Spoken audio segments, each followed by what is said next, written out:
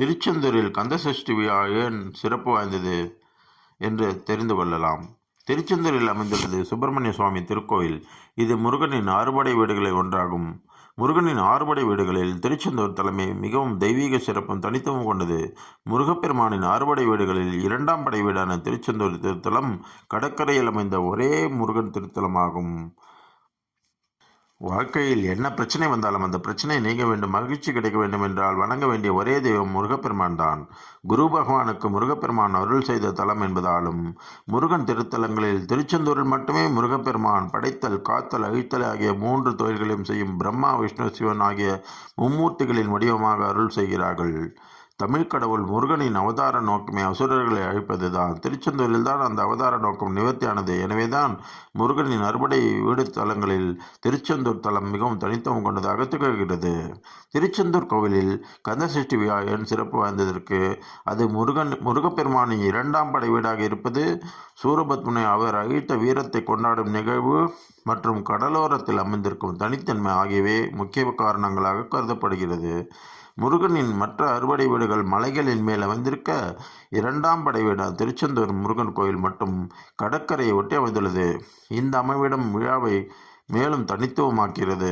கந்தசஷ்டி விழா திருச்செந்தூரில் கொண்டாடப்படுவதற்கு முக்கிய காரணம் ஒன்றும் கூறப்படுகிறது. அதாவது முருகப்பெருமான் சூரபத்மனை ஐப்பசி மாதம் வளர்பிறை சஷ்டி அன்று வெற்றி கொண்டு ஆட்கொண்டார். இந்த நாளே கந்தசஷ்டி விழாவாக பக்தர்களால் கொண்டாடப்படுகிறது. இந்த நிகழ்வு திருச்செந்தூர் தலத்தில் நடந்ததால் கந்தசஷ்டி விழா இந்த தலத்தில் மிகச் சிறப்பாக விமர்சையாக கொண்டாடப்பட்டு வருகிறது.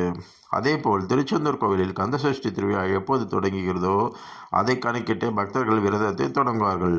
அந்த வகையில் முருக பக்தர்கள் 48, 21, 11, 6 நாட்கள் என மாலை அணிந்து தங்களது தேவைகளுக்கு ஏற்ப விரதம் அனுஷ்டிப்பார்கள். 48, 21, 11 நாட்கள் விரதம் இருக்க முடியாத பக்தர்கள் கந்தசஷ்டியின் 6 நாட்களாவது விரதம் அனுஷ்டிக்க வேண்டியது கட்டாயமாக செய்வார்கள். அந்த வகையில் இந்த ஆண்டு 2025ஆம் ஆண்டு நாளை, அதாவது அக்டோபர் 22ஆம் தேதி புதன்கிழமை விரதம் தொடங்குகிறது.